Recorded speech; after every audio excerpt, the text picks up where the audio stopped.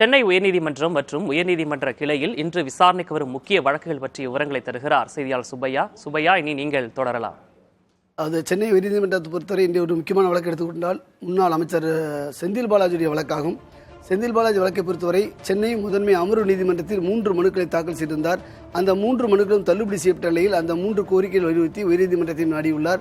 அந்த வழக்கு இன்று விசாரணைக்கு எடுத்துக்கொள்ளப்படவிருக்கிறது. அடுத்ததாக ஒரு முக்கியமான வழக்கு பார்த்தீங்கன்னா சவுக்கு சங்கர் தொடர்பான வழக்காகும். சவுக்கு சங்கர் கைது செய்யப்பட்டு கடந்த மே மாதம் நீதிமன்றத்தில், அதாவது எழும்பூர் நீதிமன்றத்தில் ஆஜர்படுத்தப்பட்டார். அதே போன்று வேறு சில நீதிமன்றம் ஆஜர்படுத்தப்படும் பொழுது அவர் மீது பெண்கள் தொடப்பக்கட்டை வைத்து அடிக்க பாய்ந்தார்கள். சில சம்பவங்கள் அவருக்கு எதிராக சம்பவம் நடைபெற்றன. இது தொடர்பாக என்ன நடவடிக்கை எடுக்கப்பட்டுள்ளது, யார் மீது வழக்கு பதிவு செய்யப்பட்டது என்று கோரி ஒரு பொதுநல வழக்கு ஒன்றை எம்எல் ரவி என்பவர் தாக்கல் செய்துள்ளார். அந்த மனு இன்று விசாரணைக்கு வருவதாக உள்ளது. அடுத்தபடியாக ஒரு வழக்குன்னு பார்த்தீங்கன்னா தூத்துக்குடி துப்பாக்கி சூடு சம்பவமாகும்.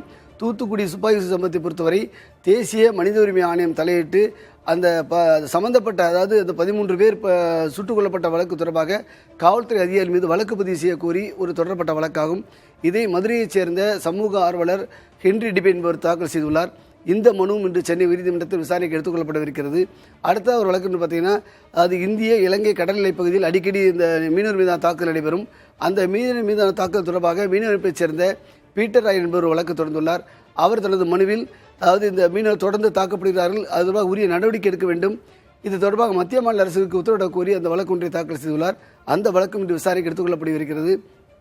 இதெல்லாம் தாண்டி இன்னும் முக்கியமான ஒரு விஷயம் என்று பார்த்துக்கொண்டால், இன்று முதல் இந்தியா முழுவதும் இந்திய தண்டனை சட்டம், இந்திய குற்றவியல் நடைமுறை சட்டம், இந்திய சாட்சிய சட்டம், அந்த 3 சட்டங்களும், அதாவது பாரதிய நியாய சட்டம் என்றும் பாரதிய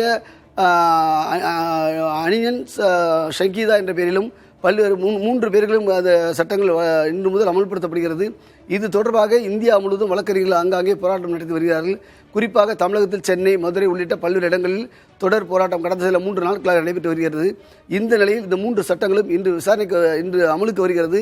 எனவே வழக்கறிஞர்கள் இன்று ஆங்காங்கே போராட்டம் நடத்துவதற்கும் அதேபோன்று நீதிமன்ற புறக்களில் ஈடுபடுவதற்கும் வாய்ப்புகள் அதிகமாக உள்ளன. இது போன்ற முக்கிய நிகழ்வுகள் இன்று இருக்கிறது. அதை தொடர்ந்து நம்ம பார்க்கலாம். சென்னை உயர்நீதிமன்றத்தில் இன்று என்னென்ன வழக்கெல்லாம் வர இருக்கு அப்படின்றத பட்டியலிட்டு பேசியிருந்தீங்க. விவரங்களுக்கு நன்றி சுப்பையா.